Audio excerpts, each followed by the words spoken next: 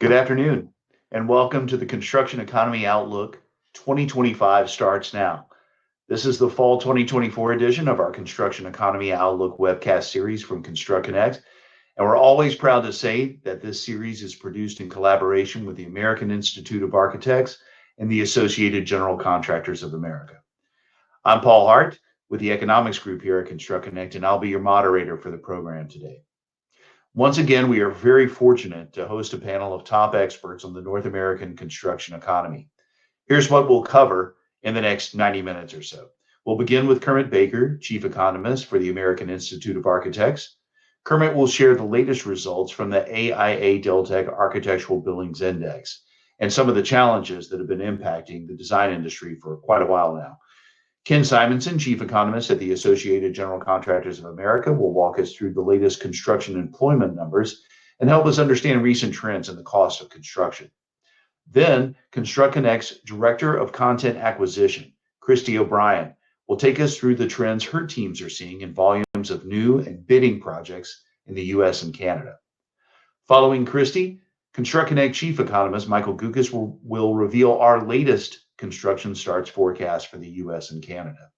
Then it will be time for Q&A, and we'll wrap up with final thoughts. Now, the number one most popular question we get every webcast is, will the recording of this presentation and the slides be available? The answer is yes. Everyone who registered to attend this webcast will receive an email in the next 24 hours with links to a recording of the webcast and the accompanying presentation slides. So keep an eye out for that email from Goldcast, our webcast platform. If you're having any technical problems or need any assistance with viewing or hearing the presentations, please use the Q&A tab on your webcast screen. You should see that up there. There's chat, docs, and Q&A. Use the Q&A tab on the panel of your webcast screen. We have a team of colleagues standing by to help with any technical problems you encounter. And we do ask that you reserve the Q&A channel in this webcast for questions about technical problems or questions for our panelists and production teams. Also, in your webcast window, you will find a tab that says Docs. I'll refer to this several times through the presentation. In the Docs tab, you're going to find a bevy of construction economy resources and useful links. So be aware of that, know where it is. I'll refer to that a little bit later. We are once again very proud to say that this webcast is registered with the American Institute of Architects for continuing professional education. All AIA members attending this live broadcast are eligible to earn 1.5 continuing education learning unit credits. If you submitted your AIA member ID number when you registered, the record of your attendance will be submitted to the AIA and they will take it from there. If you didn't turn in your AIA member ID number, this webcast will also be offered as a course on AIAU. So go to aia.org to find AIAU and you can register for the course there and get your credits that way. Okay, now it's time to put down your pens and close the other windows on your machines and listen closely to our next four presenters on your screen. The level of authoritative insight from these experts cannot be overstated. And our first panelist is undeniably one of the leading experts on housing in America. He served as the project director for the Remodeling Futures program at the Joint Center for Housing Studies at Harvard University for 26 years. And if you want to talk about what's ahead for commercial construction, Dr. Baker originated the AIA's Work on the Board survey, a monthly assessment of business conditions at architecture firms, and the source of the widely followed, hugely popular AIA Deltek Architectural Billings Index, the ABI. Now, if you don't follow the ABI, you are missing out.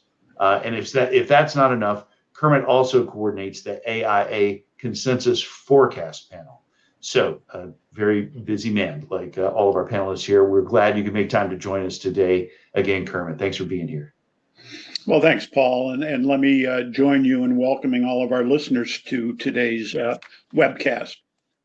I'm going to cover three topics in my remarks over the next few minutes. The first is housing affordability challenges that we're seeing nationally. And that's a topic we don't normally cover in these webcasts, but it's become a very, very important topic recently.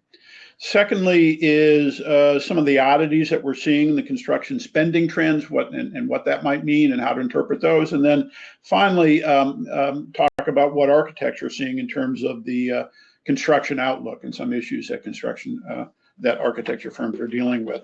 Let me start though by a brief overview of some of the economic issues that were central to the presidential election, very much top of mind, and issues that we're going to be tracking moving forward.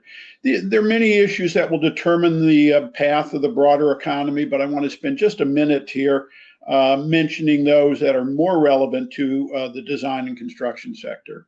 So first is housing, as I mentioned, made a rare appearance on the national stage, and I'll cover some of the issues we're seeing in housing in just a minute. Second, labor, a big issue for the economy and a particularly critical issue for construction, since construction labor relies very heavily on immigration.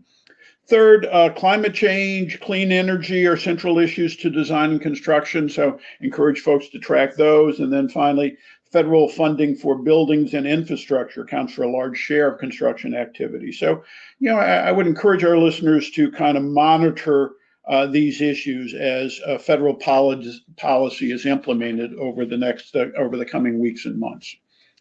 Let me move on to the first topic I was going to talk about, which is the housing affordability situation. A lot of issues facing the housing market result from the rapid increase in house prices that we've seen in recent years, and you can see on this chart. So house prices nationally have increased, as you can see, 76% since their high point heading into the Great Recession.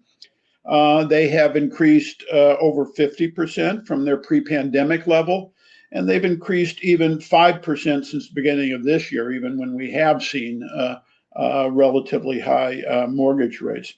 So coupled with high mortgage rates, with rising insurance costs and other issues, this has exacerbated the housing affordability crisis for households looking to purchase a home and enter the market.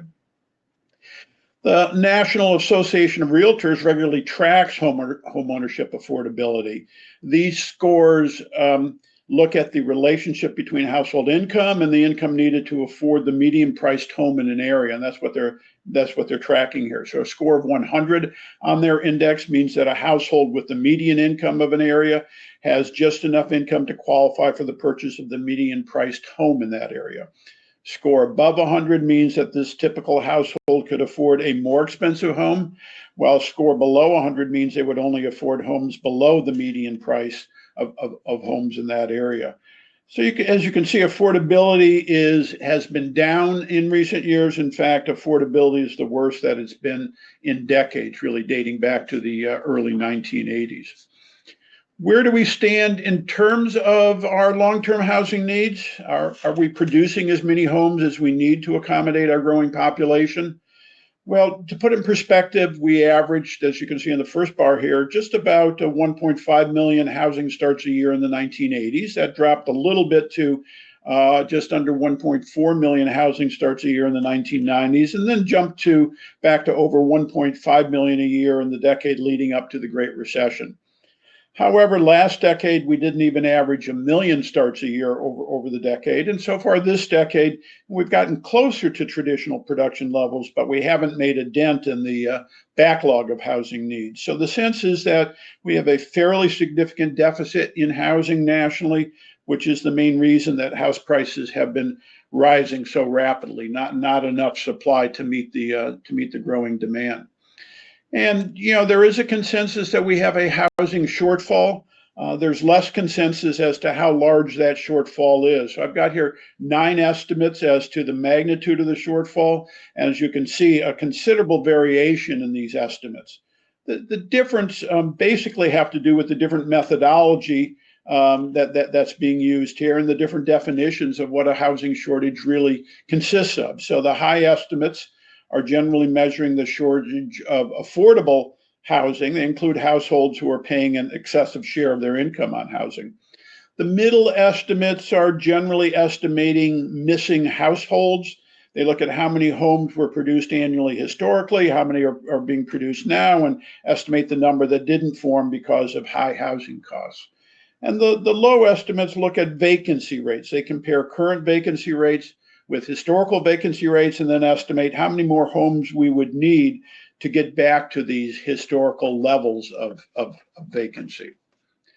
I'm going to move on now to my second topic, which is non-residential construction activity. And what I've got here is the most recent construction spending numbers from the U.S. Census Bureau, the January to September totals for 2024 compared to the same period in 2023.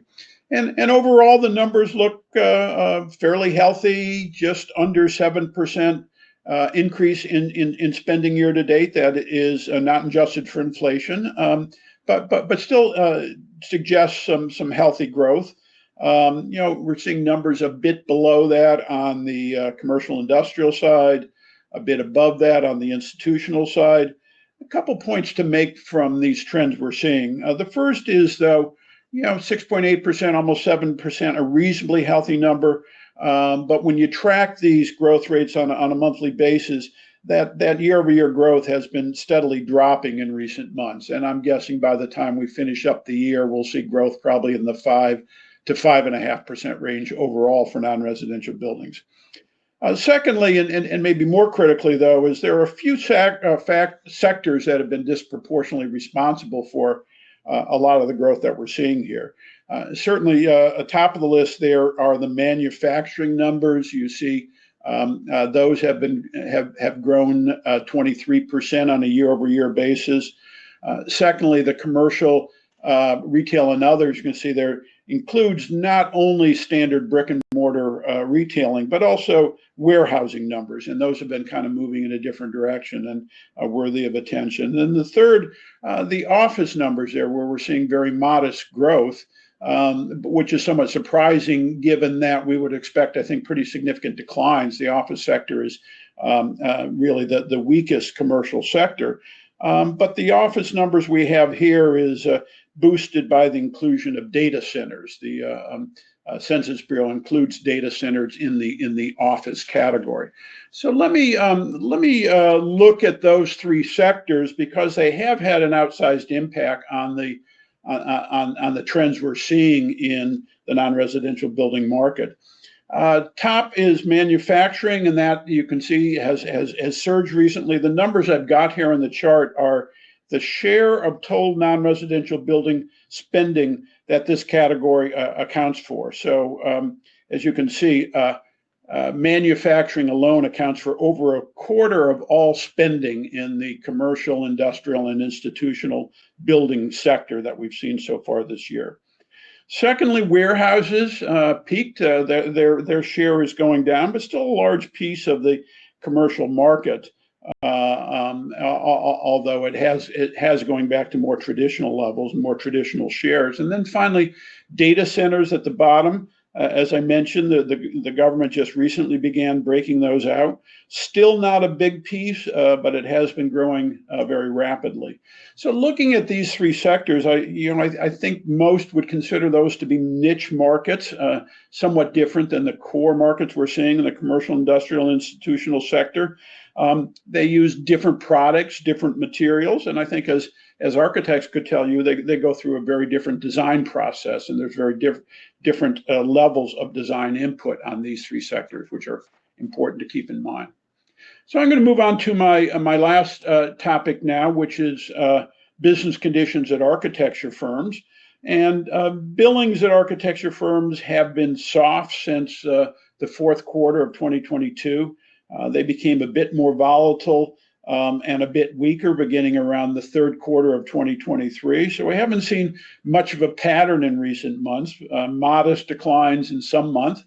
50 suggests break even. Anything above 50 indicates growth in business activity at architecture firms. Anything below 50 indicates a decline. So we've seen a bit more declines some months. Next month projects may bounce back almost to break even again as these projects move ahead in fits and starts. And that's really what we have seen for the last year or so.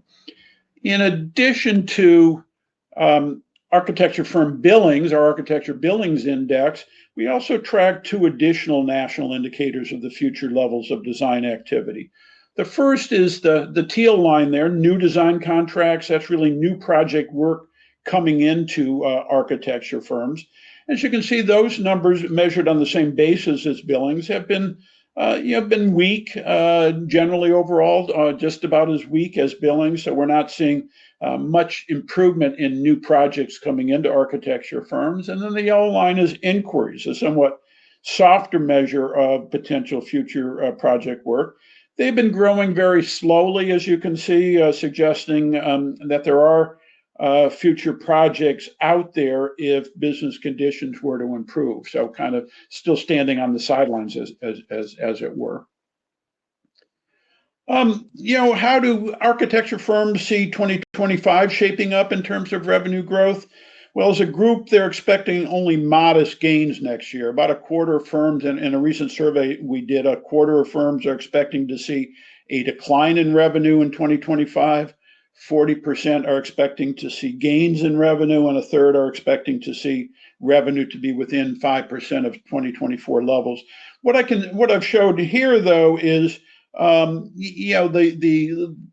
confidence in the outlook for 2025, and most firms don't have a high degree of confidence on whether they see revenue growth. They're going to see revenue growth next year. Kind of uncertain as to what next year brings. We did look in a little more detail at that dark blue segment, the firms that are very, very confident about growth in 2025, to see sort of what they look like, what some of their characteristics are, both in terms of size and in terms of specialization. So, the firms that are a little more confident about what next year is going to look like are more likely to be larger firms. The firms that are a little more confident about growth in revenue next year are more likely to be focusing in the multifamily residential market. But again, only modestly. As you can see, we're fewer than 1 in 5 firms in each of those categories are feeling really comfortable about how 2025 is shaping up. So one of the, again, looking forward, one of the indicators of future demand in the commercial sector is the trend that we see in property values. These are figures from Real Capital Analytics. They track property values in the commercial category, the commercial industrial category, and they report that the downturn in commercial property values is beginning to stabilize, really across all of the key commercial categories. So apartment values have seen fairly modest declines over the past year. Offices have seen more significant declines over the past year. Manufacturing facilities have continued to see healthy gains. But really wanted to focus on here is the values for over the past month, over the last 3 months, and they're essentially flat for all of the major sectors, suggesting that we're probably near the bottom in terms of commercial property value declines that we've seen in recent years. So let me end up with the consensus construction forecast that we compile at the American Institute of Architects. We go out to the leading forecasters across the country and ask for their top line numbers for these categories. We do these twice a year. These are numbers from this past summer, the mid-year update. We'll be compiling these again in December, and publishing them in January. But what is their outlook as of this past summer in terms of construction spending for the remainder of 2024 and into 2025? Well, they're predicting, we had a strong growth in 2023. The red bars show the spending levels there. They're predicting a bit of a slowdown this year to 7.4%, as I suggested in an earlier slide. Unlikely to come up in that high, likely to be more in the 5.5%, 6% range, and then even more of a slowdown next year. Commercial sector, again, these are not adjusted for inflation. Commercial sector expected to see really no growth this year or next. Manufacturing still has a lot of work in the pipeline, even though the starts numbers are slowing. So reasonably healthy growing spending this year and then stalling next year. And institutional, fairly healthy growth this year before slowing a bit next year. And encourage you all to kind of watch for the update we do that we'll be releasing in January of this coming year. Paul, let me turn it back over to you now.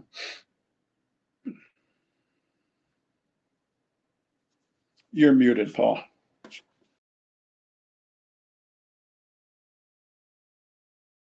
I would be able to handle that mute button. Thank you for helping me there. Great insight as always. Thanks so much, Kermit. Now, construction labor. Finding, hiring, and retaining workers has been a challenge for at least a decade. It's certainly been a hot topic for as long as I've been working on these webcasts. And it's unlikely these challenges are going to be going away anytime soon. Our next panelist is the leading expert, I said, yes, the leading expert on U.S. construction labor trends. Ken Simonson has served as the chief economist for the Associated General Contractors of America, the AGC, since 2001. In addition to his work at AGC, Ken advises the U.S. Census Bureau on overhauling its construction data, and he is a fellow and past president of the National Association for Business Economics. He's also co-director and I believe founder of the Tax Economist Forum. So another very busy panelist, and we're very grateful that you've taken time to be with us today, Ken. Thanks so much. Welcome. Good to see you. Well, thank you, Paul. It's always a treat to be on this webcast with these great colleagues. Let me talk today about what's going on with construction employment and wages, materials costs, and the supply chain, and then some observations about where I think construction is headed, although I have to say that that has become even more uncertain since the election. So this slide shows what's happened to total non-farm payroll employment on a year-over-year change basis. That's the headline figure you hear about on the first Friday of each month. And shown here by the green line, we had extremely rapid growth of employment coming out of the pandemic at the beginning of 2022 at the left side of the graph. And it's been tapering off steadily, but still growing at a 1.4% rate month. And that's pretty hot given that the total population has only grown about 0.5%. But what's really more remarkable on this slide is that residential construction employment has kept pace, even though we had a huge drop-off in single-family home building. Now it's come back, but fairly feebly, and multifamily projects are finishing up at a great rate and far fewer are starting. I'll have a little more to say about that. But let me concentrate on the non-residential side. For those of you not familiar with Associated General Contractors, we're the leading national construction trade association for every form of construction other than single family. And we operate through a network of 89 local and state chapters. So I encourage listeners to go to AD.org to see where the nearest chapter is and either join or interact with it. You'll find nationally we have over 28,000 member companies that not only do every form of construction, but other than single family, but also goods, materials, equipment, and service suppliers of all types. The non-residential side has shown very steady growth, 3.5% to 4% increase in employment throughout the last several years. And in fact, the growth is very widespread. We get figures on state employment 2 to 2.5 weeks after the national numbers. And this shows that from of last year to September of this year, 40 states had an increase in construction employment. And of the ones that didn't, a few are persistent. New York, Minnesota, Oregon have been losing employment on a year-over-year basis for a while. Others have been in and out, like Pennsylvania, Illinois, Colorado. But most of the country adding every month. Nevertheless, contractors tell us that finding workers is still their number one challenge. We do a survey almost 1,500 responses from every state. And this shows that on our first question,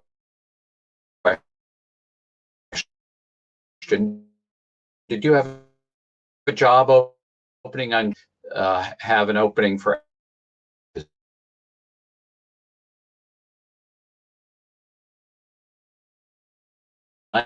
94% of the ones who had an opening for craft workers, yes, said yes, it was hard to fill, as did 92% of the firms with openings for salaried workers. And both of these percentages, as well as just the number of firms with openings of any sort, increased from a year ago.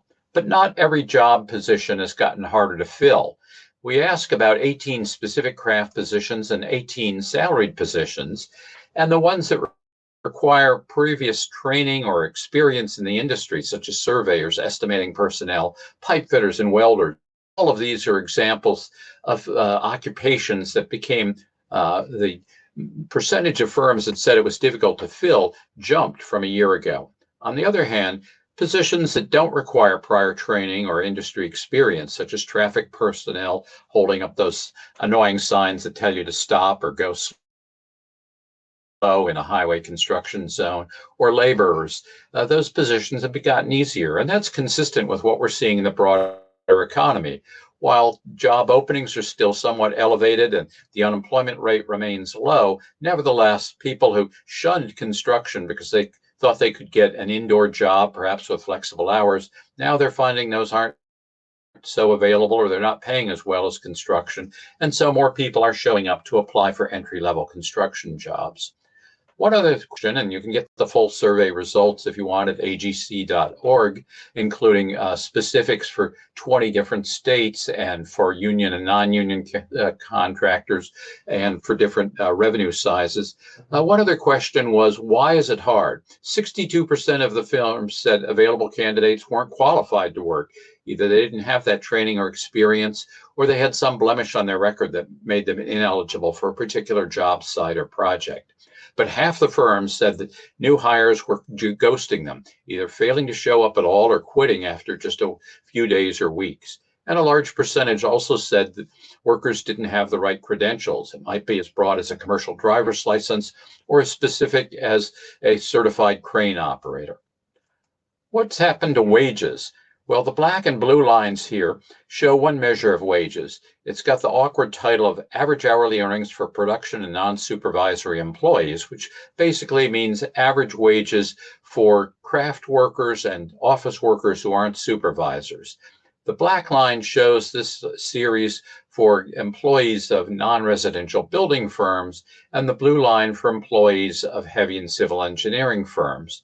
And while the lines have a lot of squiggles in them, they hovered near that 5% mark until just recently, meaning wages continued to go up at a 5% rate, even as they've cooled off to about 4% in the broader private sector.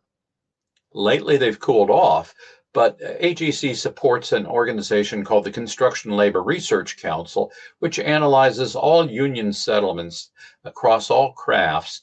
And it reported last month that the average settlement this year, January through September, was up 4.7%. And that contrasts with the ones that are expiring from about 3 years ago that were typically under 3%. So this is building a floor into wages, not just for union workers, but anywhere that businesses are looking for those kinds of crafts. So I do expect wages next year, at least for craft workers, to be rising in a 4.5% to 5% range. How about materials costs? Well, today we got the producer price indexes. In fact, the Bureau of Labor Statistics puts out more than 10,000 of those. Fortunately, they consolidate them into a manageable chunk, and I do put about 60 of those into a set of tables that I send out with the Data Digest, my weekly summary of economic news relevant construction, which I'd be glad to add anybody on the call to the email list for that. At any rate, this red line shows what's happened on a year-over-year basis to the producer price index for inputs to new non-residential construction, a weighted average of all materials and services such as design and trucking services that go into non-residential construction. And you can see that back at the left side, in the first months of the pandemic, the economy shrank so much that prices actually declined relative to the same month the year before. But then they shot up, and for 12 straight months, that index was rising at a 20% or greater rate. It peaked in June of 2022, continued to rise, but at a much slower rate through the rest of that year. But in much of 2023, prices on balance were again lower than they had been in the same months of 2022. Now, a year ago, I was expecting that that relief was over, and that curve, which you can see started moving up in late 2023, broke above the zero mark, would keep going up. Fortunately, that hasn't happened. In fact, prices have been stable pretty much all year. For 2025, I think that we've probably hit bottom, but we should see pretty moderate increases, 1 to 3%, unless we get hit with tariffs. And of course, President-elect Trump has sounded very serious about putting on 10 or even 20% tariffs across the board, 60% tariffs on Chinese imports. That would not only cause a huge spike in prices at least one time, but would also likely trigger a trade war, which meant that U.S. exporters, not just those who are importing goods or buying goods that compete with imports, exporters would also be hit hard. We'd see a lot of projects canceled or at least scaled back, and damaged the whole economy, but specifically to construction. So while my baseline forecast is that we won't be hit that hard in 2025, I do think that a 1 to 3% increase is kind of a minimum, and materials costs could go up much more. In fact, there are some examples of things that have still continued to rise. For instance, the index for copper and brass mill shapes went up over 1% from August to September and 11% year over year. Other things are volatile in the other direction. Steel mill products and diesel fuel both had significant decreases from August to September and huge double-digit declines on a 12-month basis. Indeed, the futures prices for copper and diesel fuel have continued to drop sharply in the last week or two, so we may continue to see relief there. How about supply chain? Well, that has been a good news story for the past couple of years, apart from transformers and switchgear. The lead times on those are still extremely long, and with the widespread damage in the Southeast from Hurricanes Helene and Milton, I think even more of that equipment is going to be diverted into that area and leaving other projects waiting even longer to get their equipment. But I'm always open to hearing not just about price changes, but supply chain changes. So I hope anybody who's listening who has a dear valued customer letter or other story to tell will send it to me at ken.simonson@agc.org or send it along to Paul to forward to me. Let me wrap up with talking about where I see construction spending headed. And this shows another view of what Kermit talked about, the spending figures from the Census Bureau in the latest 12 months. He put together the year-to-date figures, so these are a little different, but generally the same story. Very modest increases in total construction spending, pretty well balanced between residential and total non-residential, but driven heavily by a huge jump in data centers and manufacturing plants, and then more modest increases in most other non-residential categories, with two exceptions. Warehouse, retail, and farm construction down 13% year over year, and private office down 15%. There are a lot more details on the census website, census.gov/construction spending, but you have to go to the historical data page and do a bunch of manipulation to get these figures. But at any rate, what they show is most things in black, that is year over year increase, but some things that have been declining. Now, going forward, I think we'll continue to see good growth in data centers, in manufacturing, and alternative energy, even though Trump has talked negatively about solar specifically. I think for 2025, these categories should be in good shape. And then more and more infrastructure money should be coming out. The negatives I see for 2025 include office, warehouse, and certainly multifamily. Now, as Kermit showed, there is a huge underbuilding of housing has occurred over the last 15 years. And so I think the decline in multifamily is really temporary. It's a function of the glut of apartments that have been delivered recently. But a year from now, multifamily could turn up. But I do think warehouse and office are headed for continued declines beyond 2025. The growth areas should continue to be data centers, power, infrastructure, some categories of manufacturing. The biggest concern will continue to be labor availability. So to close, here's where population growth occurred last year. Unfortunately, this slide is a year out of date, but the Census Bureau doesn't get around to updating the year-over-year estimates until December. What you see here is that 8 states, the ones in deep red, lost population, and the states in pink had population growth of less than 0.5%, the national average. Instead, growth was concentrated in the Southeast, in Texas, and the Intermountain West. There's been some convergence since a year before, when 18 states lost population, and there were more very high growth states. I think the convergence will continue, but the disparities will too. So the growth areas will continue to be the ones that you see in green. So that's my story. I'm sticking to it till I get new data. When I do, I'll put it in the Data Digest, my weekly summary of economic news relevant to construction. Just email me at ken.simonson, SIMONSON, at agc.org. I'll put you on the Data Digest list and also send you the next update of these slides. So thanks for having me back, Paul. And really glad that you could be here. And folks, if you do not receive Ken's Data Digest each week from the AGC, I highly recommend signing up for it immediately after our webcast today. You can do so at agc.org. And for our contractors in the audience today, if you are not a member of the AGC, please visit agc.org/y-join. It's a great organization to be a part of. So thanks again, Ken. Next, I am very glad to welcome back to the Construction Economy Outlook, Christy O'Brien. Christy is the Director of Private Content Acquisition here at ConstructConnect. She was instrumental in developing and deploying the processes that ensure our coverage of private sector projects. Christy and her teams are the ones talking to construction project stakeholders day in and day out. Christy, great to see you again. Thanks so much for joining us. Great. Thank you, Paul. Good afternoon, everyone.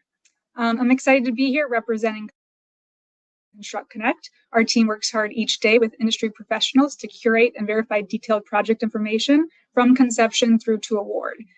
Today, I will be focusing on the commercial construction project trends year to date, comparing them to the same period in 2023. Let's dive into the details, starting with the bidding trends in the United States on the next slide. So far in 2024, when we examine commercial bidding trends over the last 5 to 6 years, we observed that the United States bids are performing better than in 2020, 2021, and 2023. There was a noticeable decline compared to the surge we saw in 2022, a post-pandemic year when many previously postponed bids resumed. In 2023, bidding activity began to normalize, and this stabilization appears to have continued into 2024, with this year's bid projects trending 5% ahead of year-to-date last year. Now let's review Canada bid volumes on the next slide.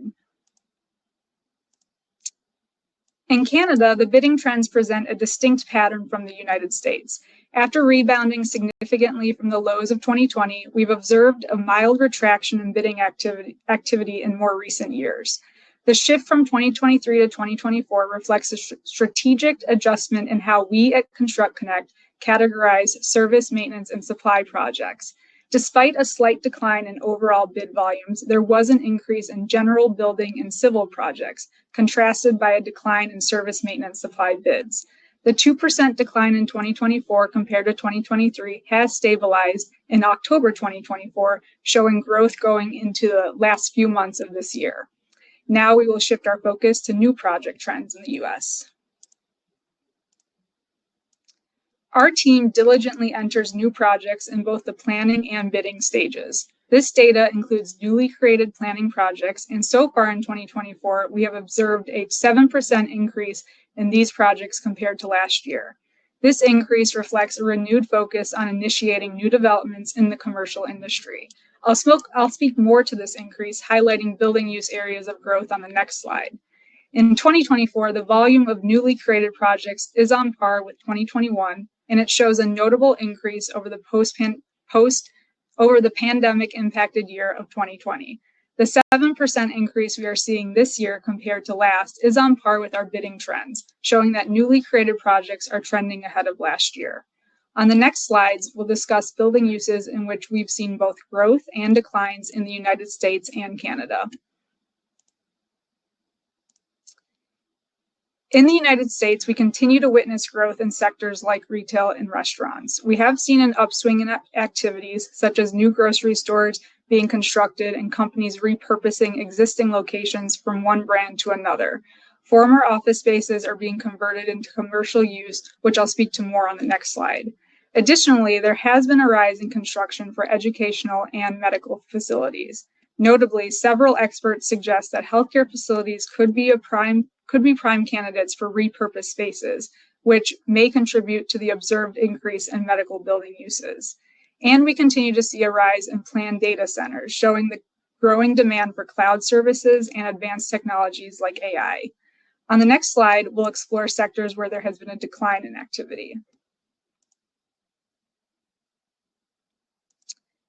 In the United States, we continue to observe declines in office building use, and recently municipal projects have also started to retract slightly.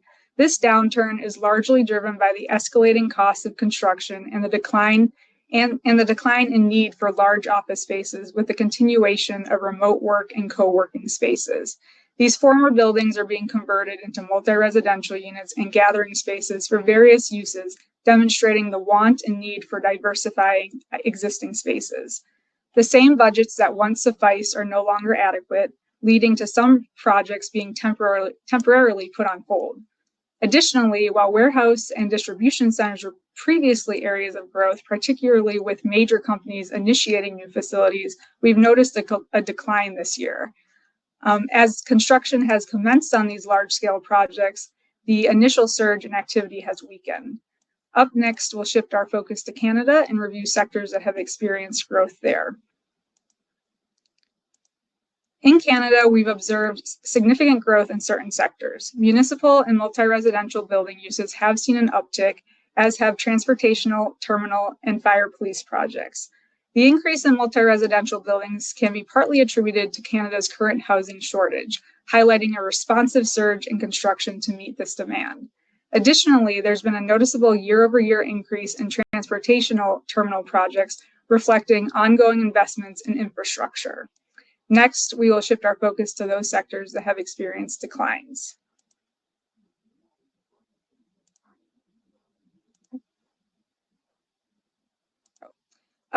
Dissimilar to what we've observed in the United States with educational projects, Canada has seen a slight decline year over year. Canada is also experiencing a decline in medical and office projects. Budgets that previously covered the full cost of these projects are now inadequate due to rising construction expenses, leading to the temporary suspension of some initiatives. Office buildings, similar to the United States, have seen a 21% decline in 2024 compared to 2023, highlighting once again the movement from full-time in-office expectations to remote work or shared co-working spaces. So thank you for your time this afternoon, and I will now hand it back to Paul.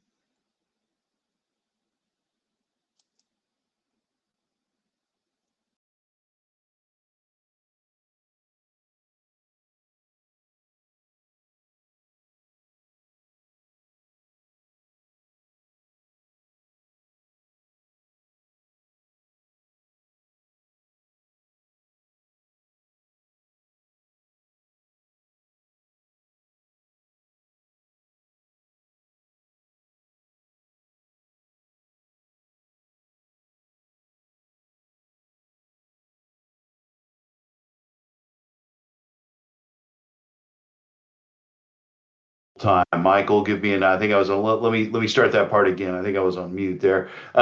Welcome back to the webcast. ConstructConnect Chief Economist Michael Gukas. Michael has been focused on construction and manufacturing economics for almost his entire career. Shortly after joining ConstructConnect in 2022, he developed the Project Stress Index, an early indicator of possible headwinds for the U.S. construction market.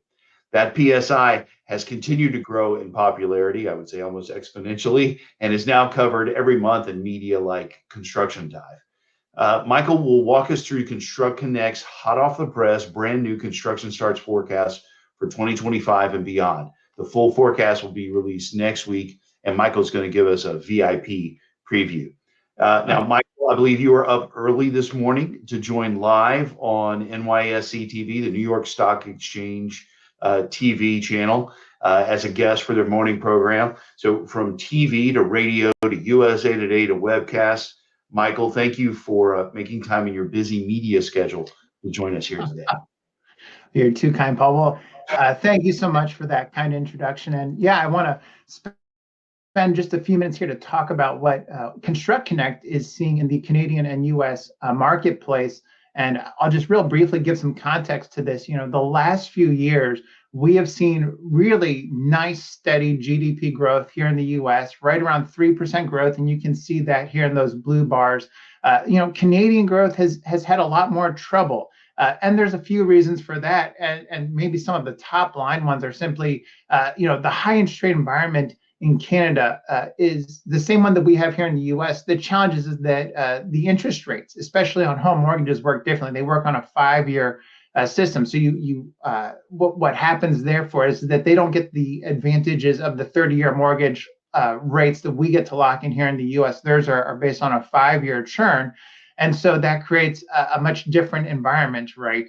So that's one part of it. Canadian public spending has been very different in its approach relative to the U.S., right? So whereas the United States is spending, running a deficit, a budget deficit around 6% of GDP, Canada has been essentially much more responsible, running a deficit of around 1% instead. And so that's a lot of money that is entering the U.S. economy, borrowed money, but still having an impact today, and a positive impact, of course, based on those GDP numbers. So that's where we are today.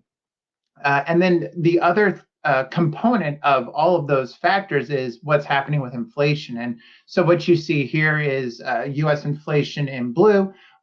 Last recorded number was around 2.5%. And relatively speaking, we continue to move towards that 2% target that the Federal Reserve has. Up in Canada, the Bank of Canada uses a similar 2% target. And you can see that they've already exceeded that target last month. When the latest numbers there were reported, their inflation rate was right around 1.6%. And so, the idea that Canadian policy and U.S. policy should stay the same, and typically throughout history, they have been almost identical. This may be one of those opportunities for the Bank of Canada to really begin lowering interest rates faster in order to keep Canadian economic growth on the positive side. And they have space to do that based on their inflation rate number. So moving on from that, the next thing I want to talk about is just trade. It's something that some of the other speakers did talk about. Indirectly, I think Ken talked about that 10 to 20% tariff across the board. Certainly that could become a real problem when we think about just how important trade is between Canada and the U.S. as it relates to the construction sector. The U.S. remains Canada's overwhelming trade partner, consuming almost 80% of Canadian exports. In addition, right, it's important to have a stable exchange rate that helps prices as goods move across the border. That helps with price stability, and that hasn't been a problem as of yet. And then the other thing to mention too is that trade is about 1/4 of all Canadian economic activity. So to see a trade war potentially ensue in the coming year or years, that would have a real impact on the construction economy, especially on the material side, as was previously pointed out. If we look at what we're seeing in terms of lumber prices, just as one example, right? Lumber prices in the last week have jumped 5%. And it's hard to say that 5% jump, which is fairly significant for a week-on-week measure, I'm sure part of that has to do with the fact of market traders anticipating some volatility in these important markets moving forward. moving forward, I want to share with you ConstructConnect's forecast, our starts forecast. That's a little different than the put in place forecast previously discussed. The starts forecast assigns construction dollars to the first day of groundbreaking, whereas the put in place is measuring out those dollars over the life of a project's construction. Our numbers, we're very excited about them. We have good GDP numbers. We have good unemployment numbers, right? And so what we see is we finish out 2024 right around, negative 2.5% for the U.S., almost breaking even here in Canada. You can see that in red. But then afterwards, we're really encouraged by what we're seeing in the data. 8.5% growth for grand total construction in the U.S. next year. 5.2% in Canada. Canada continues to accelerate its growth in those out years. In the U.S., we start to slow down just a little bit in those out years, but still 7%, 6%. Those are fantastic numbers when you think about the fact that overall economic growth, as we saw before, 3% is a really good measure. So the fact that we would be growing at twice that pace is something to be, I think, very excited about. On the non-residential side, the numbers are a little more difficult. We've seen some real contraction, down 10.5% is our expectation for 2024 here in the U.S. Canada's done really well this year. We've seen some really fantastic non-residential figures coming out of Canada. In the following years, right, we see basically we trend down towards 4% growth in the U.S. in those out years. In Canada, something similar, right around 3 to 5%. And so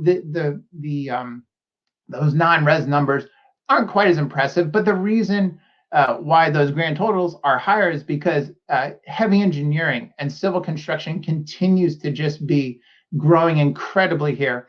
And you can see in our numbers, right, up 18% here in the U.S. is our expectation. We're right around that level on a year-to-date basis already. And then those numbers start to cool down just a little bit, but still 5-6% growth is really excellent.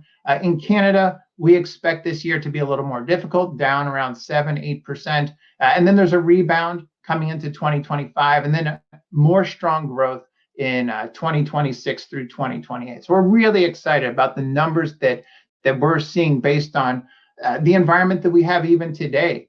Again, going back to GDP growth, what we're seeing with unemployment, things of that nature. If we bring the magnifying glass into those higher summary level outlooks, you can see here, this is for the US, our 2025 full year outlook. There's a couple of things to bring to light here. The first one is just look at how many of those bars are green or positive at least, right? We track almost 30 different subcategories. Of them, well over 2/3 or even 3/4, you could say, are seeing or are expected to experience strong growth next year. We're really excited about that. Some of them, like military, up 50+% next year. Part of that is just a turnaround story. Military really struggled this year. Hotels, motels, kind of a similar story. Some areas where we saw weakness in 24, we expect to see some really solid rebounds in 25. On the other end of this, right, airports, prisons, for example, they had banner years in 2024. And so all that we're doing is we're showing a normalization there. Moving on, something similar is being seen in Canada as well. Again, Canada is only slightly different because what you see up here is a bit of a step change amongst the positive growth sectors, right? So we have the top 6 between power infrastructure all the way up through transportation terminals, really growing next year. Lots of growth, lots of excitement on our side about what's going to happen there. Parking garages down through education, that's a large number of subcategories, but all of them are expected to do quite well next year, and we're excited about that. And then you again have at the bottom here, right, miscellaneous medical, amusement, all of their civil. Again, this is a bit of a turnaround story for some of them, but we're just very excited to see the broadness of the number of subcategories that we expect to see very strong growth from next year. The other thing that I would want to mention is within our data, and Christy certainly could speak more to this, I'm sure, but just the sheer number of mega projects that continue to move through the pipeline in pre-construction. Right now, on average, we're seeing about $10.2 billion of mega projects per month. A mega project is a project with a $1 billion or more start size. And if we look forward into 2025 and beyond, we have hundreds of billions of dollars worth of mega projects that we continue to track in our forward-looking databases. Not all of those projects will come to break ground in 2025. Some of them may be delayed into a future year, but still that inventory, that pipeline of existing mega projects that we see on the horizon is very, very encouraging.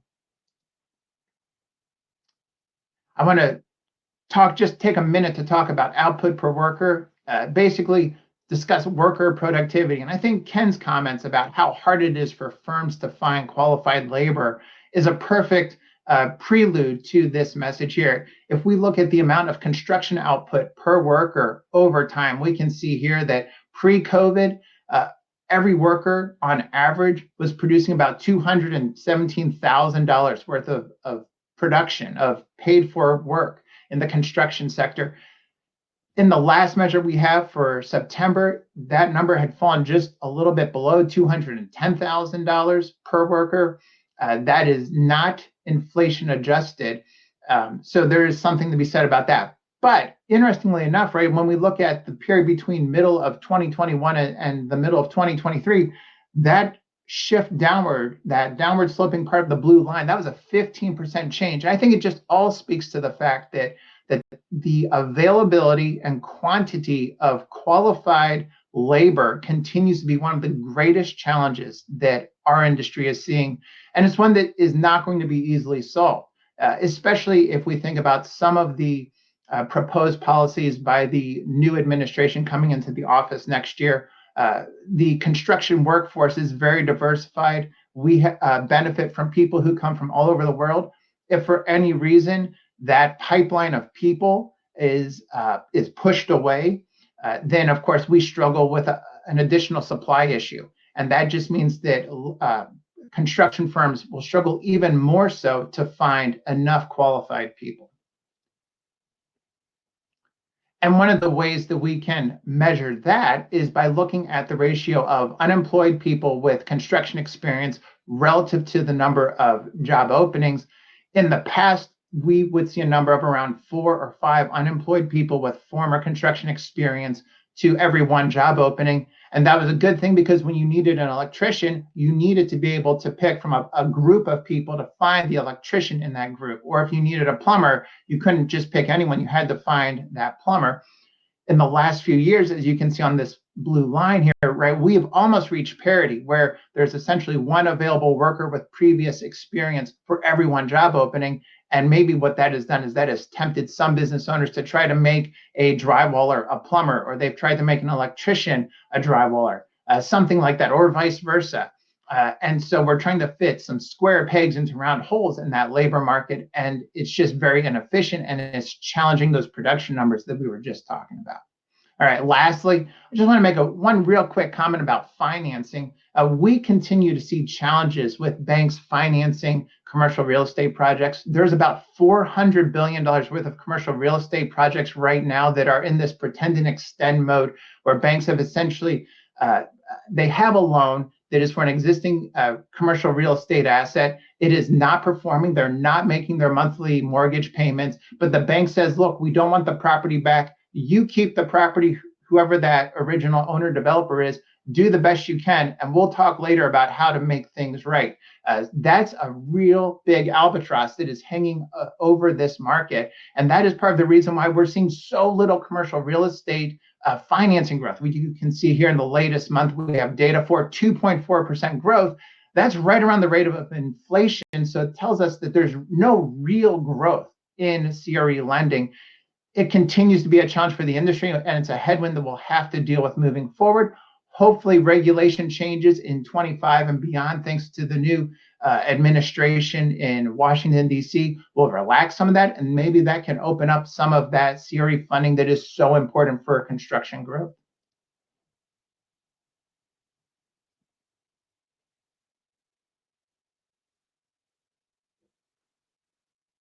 Much, Michael. Fantastic presentation, as always. We're going to get to questions from you, the audience, for our panelists in just a few minutes. But first, I want to take care of a couple of items. Number one, yes, there will be a recording of this webcast, and the slides will be available. Everyone who registered is going to receive an email in the next 24 hours with a link to the presentation, a recording of the presentation, and the accompanying slides. A couple of things real quick, again, before Q&A. You can sign up for our monthly construction starts report and also our quarterly forecast report at ConstructConnect.com. Find the link to sign up under the Docs tab, DOCS, the tab there in your webcast window. We have also shared a link in there for our economic resources at ConstructConnect.com, where you can find even more information on trends we're monitoring in the construction economy. Michael's PSI, Project Stress Index report we talked about earlier, the expansion index. Michael also does a monthly video of the top 3 things he's looking at in the construction economy for the month ahead. So that is there on the economic resources link in the Docs tab. Now, if you are curious or even a little concerned about the future of AI in construction, well, our team has just released an ebook on the subject, appropriately titled Artificial Intelligence in Construction. You'll find that link. You'll find a link to download that ebook in, you guessed it, the Docs tab of the webcast window. So now, quickly, I want to tell you about a few events the ConstructConnect team will be attending so we can meet you in person. We would love to shake your hand and say hello in person. We'll be at the Building Show in Toronto in just a few weeks. Always a great show. Michael will be presenting there. Come see us at booth 1513. Our team will be on the road throughout the first half of the year. Swing by and say hello at World of Concrete, AHR in February, AWCI Build 25, and Advancing Pre-Con in beautiful San Diego, California in May. Unfortunately, I'm not making that trip, apparently. Are you heading to the AGC convention in Columbus next April? We would love to see you there. Come say hello. We'll be at booth 719. And don't miss my friend Teo Borche's presentation there. I promise you will learn something new. What about AIA 2025 in Boston next June? Please stop by booth 1155 there so we can shake your hand. Michael is going to be presenting again at the conference, as he has done in recent years, so you'll want to see that. Okay, now that I'm out of breath, it is time for Q&A. We have sorted through hundreds of questions that you submitted, and we'll pose some of the best of those to our experts now. I am joined by my friend and colleague, Natasha Saladino, ConstructConnect's Senior Integrated Marketing Manager. I'm looking for Natasha to appear on the screen next to me. She'll be joining me here in any minute. There is Natasha. She is going to be our guide along the Q&A highway here. Natasha, this is your first time on the webcast. I'm very, very glad you're here. Please guide us down the questions and answers. No problem. Well, thanks so much, Paul. I'm really excited to be here and join you today on this webcast. We're excited to present to you our questions that we received during your registration. I have a series of questions for each of our presenters. So I'm going to be starting with Ken. Our first question comes from Scott at Landscape Forums. His question is, how stable does construction material pricing look for 2025? Well, as economists so often say, it depends. In this case, it depends heavily on tariffs. I think we've seen fairly slow economic growth outside of the U.S. The U.S. has really been the locomotive, but that means that supplies have been pretty ample. Certainly, steel prices have come down a lot over the past year. Copper prices have been volatile, but lately copper futures have settled to, I think, about a 12-month low. And oil prices also have come down very sharply in the last few days. So these are all favorable for construction, but all that can be undone if President-elect Trump does impose across-the-board tariffs. What we saw when he did that for steel and aluminum, he had a 25% tariff on steel, 10% on aluminum. The domestic producers immediately matched those price increases. It's not guaranteed that all prices will go up as much as the tariffs, but you can count on pretty extensive increases. Nevertheless, I would prefer to bet that prices will remain pretty moderate, not have the huge jumps that we saw as the pandemic really wrecked the supply chain. That was great, Ken. Thanks so much. My next question is for Kermit. This comes from Mark at DSR Consulting. The question is, what is or are the biggest constraints to realizing the government's call to rapidly increase housing supply? Well, thanks, Nastasia. Yeah, there are a lot of issues we talked about. I covered my presentation, availability of labor, the high cost of construction, high financing costs, I think are all factors there. But I think the biggest constraint to housing and supply are really zoning restrictions that we're seeing at the local level. And, a lot of metro areas have big swaths of single family only zoning, minimum lot size requirements, density restrictions, and things like that really limit the ability to build new homes, particularly new affordable homes. And I think when you look into it a little bit, that if one area, if one town, one city were to increase housing supply through whatever avenues it had at its disposal, it benefits the entire region. It affects house prices really well beyond it. But most of the cost of that in terms of increased traffic, increased demand for services are felt by the locality that has opened up their area for development. So there's kind of a disincentive, I think. There's kind of let the other towns do it. Let the other areas in my neighborhood do it. We want to keep our quality of life high and our traffic low. So I think you need to work more on a broader area, and often states have gotten engaged in this too, and required locality to do certain things. But that hasn't happened across the board yet, and for that reason, we haven't seen much of an increase in supply. Great answer, Kermit. That was really insightful. Thank you so much. We have another question. This one's for Christy, and it comes from Josh M. from Stalwart Roofing. The question is, for non-residential sector specifically, are you seeing an increase or decrease in quantities of public bid projects, either in dollar amount or number of projects? If you are seeing a decrease, do you attribute that to factors such as an increase in negotiated and or CMAR projects, or is another factor more to blame? Yeah. 2024 public bid volumes are showing an overall increase compared to last year, and looking similar to 2022, which was a very strong bid volume year. Specifically, we've seen an increase in overall bid volume since July of this year, with October seeing the most amount of public bids during the second half of this year so far. Some notable areas of growth include water, sewer, civil, and roads and highways. So we really tie a lot of timing of this bid volume to the infrastructure bill that was passed in November 2021. These timelines for funding, design, and bid would align with the passing of that bill. The last 3 months alone, we have seen a 25% increase in civil bidding work. Wow, that's incredible, 25%. That's awesome. Thanks, Christy.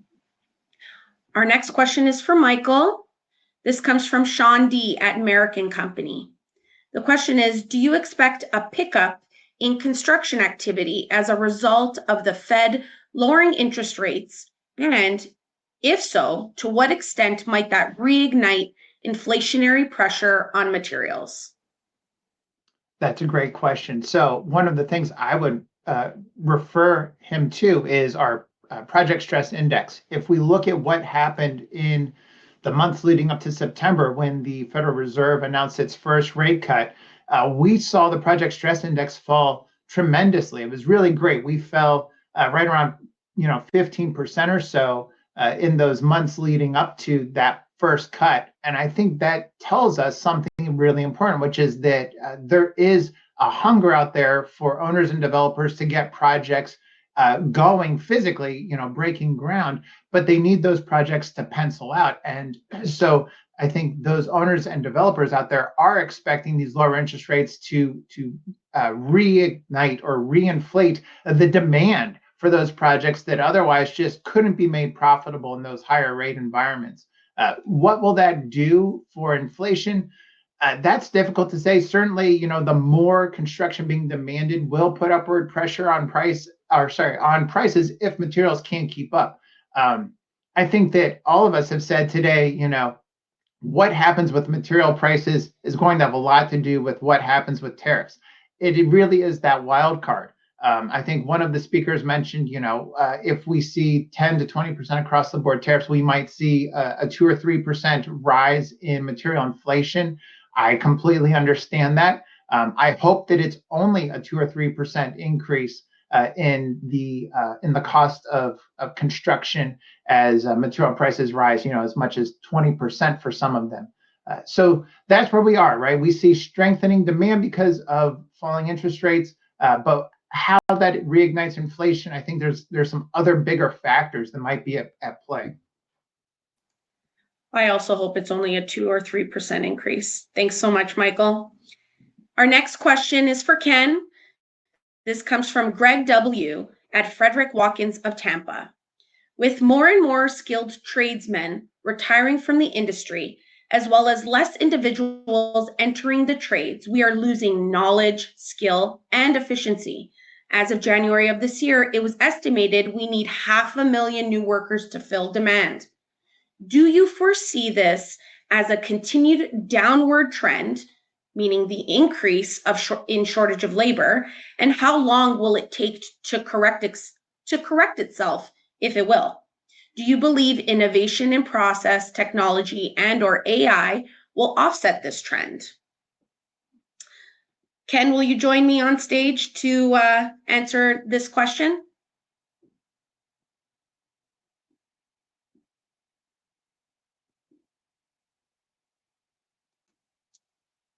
Just give us 1 second. There he is. Okay, great. Yes. Technology. There you go, Ken. Yeah, technology should help, but as we're seeing right now, it doesn't always. Certainly, companies are trying a lot of ways of recruiting more workers, of upskilling the workers that they do have, partly through physical technology, partly through software. I think they're doing much more to engage with school districts, with local workforce agencies, and other ways to let people know that construction does have a help wanted sign out and a great career ladder to start your own firm or get to the top of a firm. You start with higher pay than in other entry positions, and it remains above the all industry average. But we'll still have that challenge of more people hitting, I won't call it retirement age, but an age where they don't want to do hard physical labor. More than we have people coming in at the entry level. So I think immigration policy will be an extremely important factor in the next several years. And certainly the sounds out of President-elect Trump have not been encouraging. Construction has always relied more heavily than other sectors on foreign-born workers.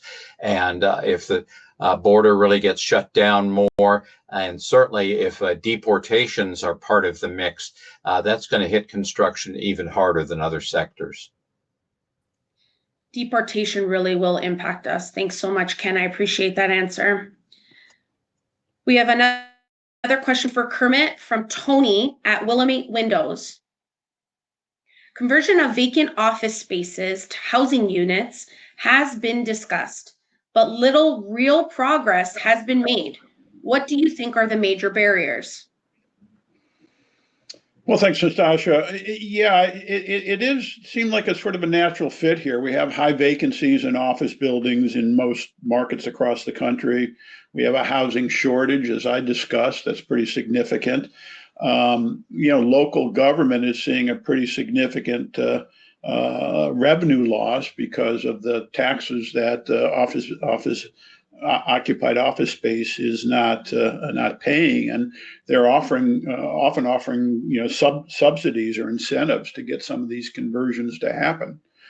But as the questioner noted, we haven't seen much of it, even though it makes a lot of sense. We just haven't seen much of this occur, and I think it's that the basic economies don't work on these projects. That office buildings, a lot of office buildings just are not conducive to being converted to residential space. They have a bigger footprint than residential facilities generally need. Too much interior space that doesn't have natural light, plumbing, electrical, mechanical systems that don't work for individual residential units. I think what we have found, or have heard at least, that it's often, unfortunately, less expensive to tear down that office building and build residential units than it is to convert it, and that's unfortunate. Where we have seen the most progress is from older office buildings. They tend to be smaller. They tend to have more operating windows. The acquisition costs for those older buildings are, less expensive, and so they generally work better. But those older buildings in kind of less rapidly growing areas are not often where the demand is the greatest. So just a lot of obstacles, I think, for that occurring. It's a great answer. Thanks so much, Kermit. We have another question for Michael. This one comes from Michael at HB Construction Services. The question is, what building categories do you see showing the most strength, and what are the main drivers, in your opinion, pushing the growth or contradictions in winning and losing sectors? Yeah, great question. I will try to keep this brief. Like I said, we're tracking almost 30 different subcategories, but here's big picture. Residential, single family especially, we think that's going to rebound with the falling interest rate environment, right? Making home mortgages on a monthly basis more cash flow affordable. As Kermit mentioned, right, we still have a housing shortage that needs to be resolved. So we're really, I think, keen to see some growth there in residential. The electrification of the economy is another big one, right? We heard from Ken talking about the incredible growth in data centers, right? We continue to see that as well in our data, as Christy could tell you. The other thing, though, that has to go hand in hand with data centers is electricity consumption. Well, somewhere that has to be generated. And so we continue to also see energy infrastructure, power generation as some of those faster growing subcategories in the next 5 years. The other thing, almost done here, civil continues to be very strong. And part of that is just because it benefits from the IIJA funding bill of 2021. There's still right around, I think, $700 billion of unallocated money there that is going to help civil projects. And in our 5-year forecast, things like dams, bridges, and roads will all benefit tremendously from that kind of spending, in addition to just the normal construction spending that goes on in those areas as well. When we think about areas in commercial and institutional, we're excited about hotels and motels. That looks very strong. Nursing homes looks very strong, along with assisted living. Hospitals looks very strong, and transportation terminals all look very strong over the next 5 years. When we start adding up sort of what we see right now as their year-on-year growth in each of the next 5 years.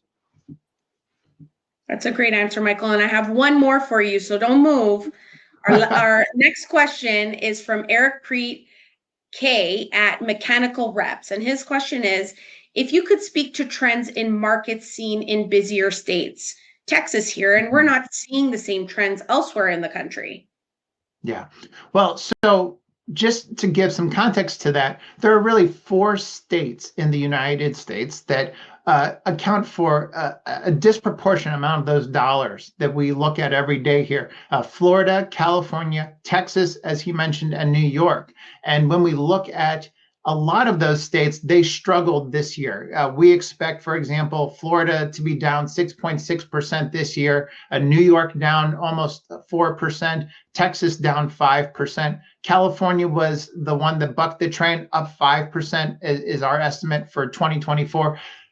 that turns around beginning in 2025. We see the strongest growth coming out of Florida, for example, next year, double-digit growth. California, accelerating growth, 6.5%. Texas, again, accelerating growth. Once again, getting off the low here, up almost 9%. We see those kinds of numbers continuing to sustain these four major states moving forward. The only areas that I would say we really struggle to see some growth in are some of the Midwest areas, the northern Midwest states, for example, Michigan through Minnesota. We're looking at some near-term challenges there, but there are a lot of places where we don't have contiguous states showing weakness. We have contiguous states showing strength. So we're really excited about that. And there's a lot of that information freely available on our website if they want to learn more.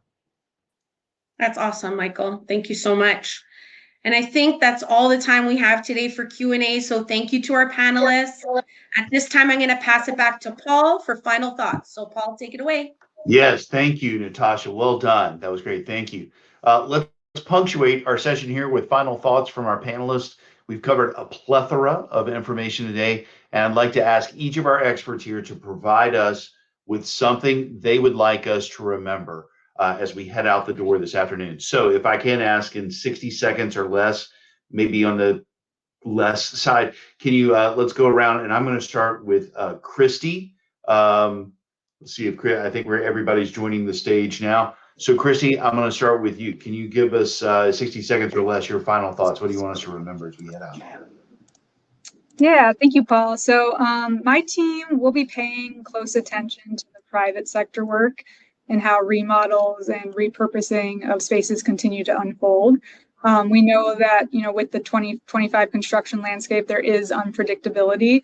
But as always, we'll dedicate to focus to private commercial work as well as the public sector, making sure we're tracking what is being repurposed, what is being built new, and also the rise in infrastructure work we've seen this year. So we'll see if that continues to grow in 2025 or scales back. And as Kermit and Michael spoke to, we're anticipating data centers to continue to grow as well. So we'll definitely have our pulse on those. So looking forward to tracking all this information for everybody. Fantastic. Thank you, Christy. Next, I'll ask Kermit. Kermit, final thoughts? What do you want us to remember?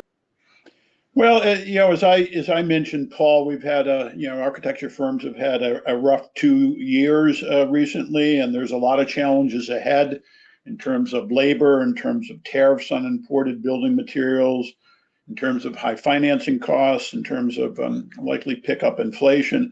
But call me an optimist. I kind of think we're beginning to turn the corner, or should be turning it pretty soon. I think we look to be near bottom and should be seeing things pick up again. I talked about property values stabilizing. I talked about architects projecting some modest increase in billings moving forward after 2 years of tough times. So I think we're going to, particularly by the second half of 2025, we're going to see some better times ahead. Great. Thank you, Kermit. I'm glad to call you an optimist. And we'll let's go to Ken. Ken, final thoughts for today? Sure. So much depends on what President-elect Trump actually tries to do and whether Congress goes along. Yes, he seems to have gotten a trifecta at the moment, but he's also appointed 3 Republicans in the House to move into his cabinet or senior positions. And so that means that if they are confirmed, they'll have to be resigning their House positions. They'll be replaced by special elections, but there'll be some months when that House majority will be even slimmer. So it's really unclear how much legislation is going to move in 2025. Now, President Trump can impose tariffs without waiting for Congress, and he can do quite a bit regarding the border. But some of the more drastic steps would require congressional approval, and that's far from certain. In addition, there's been question about whether he would pull back any of the funding that is already there under the Infrastructure Investment and Jobs Act, the CHIPS and Science Act, the Inflation Reduction Act, and it does seem likely that he will undo some of the regulations that the Biden administration has put in place. But each of those steps would also take quite a bit of time. So I think the forecasts that you've heard from this group are likely to hold in 2025, greater uncertainty as we move toward the end of the year. Great. Thank you, Ken. And let's start with Michael. Final thoughts today. Sure. I think what we two words of advice. One is continue to educate and advance your labor strategy, right? Your human resources department, whether it is an individual group or if you are your human resources department, I think it's so important to have a strategy moving forward where you find ways to attract, attain, train up your next generation of laborers, because without them, you simply can't succeed. And the firms that get that formula right are really going to be the ones that can take off in the future. The ones that get it wrong simply won't have the people to do any kind of growing volume of work to grow their business. Fantastic. Okay, that's final thoughts. That is it. My final thoughts, I'm glad you asked. My final thoughts today are all about gratitude, which seems appropriate as we're approaching Thanksgiving here. So with that, I want to say, if I can move the slide here, thank you. Thank you. I want to thank all our panelists once again, the AGC's Ken Simonson, Kermit Baker from the AIA, and my ConstructConnect colleagues, Christy O'Brien and Chief Economist Michael Gukas.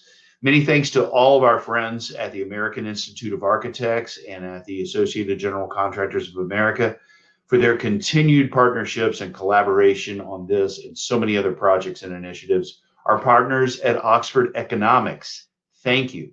Now, we also have an amazing group of people here at ConstructConnect who work very hard to produce and promote this webcast series. Haley McClatchy is our webcast director. Thank you so much, Haley. My sincere thanks to Dawn Reiner, Amanda Moore, Natasha Saladino, Cindy Pascal, Jay Kennedy, Julie Riley, Mary Kikich, and Marshall Benvenisti. Thank you all very much. Alec Carrick, we miss you. And my personal thanks to our Chief Webcast Quality Assurance Officer, Derek Guffey, as well as Anthony Gariso and Jen Johnson. And thank you, everyone who's still on the call here. Thank you for joining us today. Please keep an eye out for the spring 2025 edition of the Construction Economy Outlook webcast coming in May of next year. Until then, this is Paul Hart with ConstructConnect, wishing you a very happy holiday season and a prosperous 2025. Let's keep building.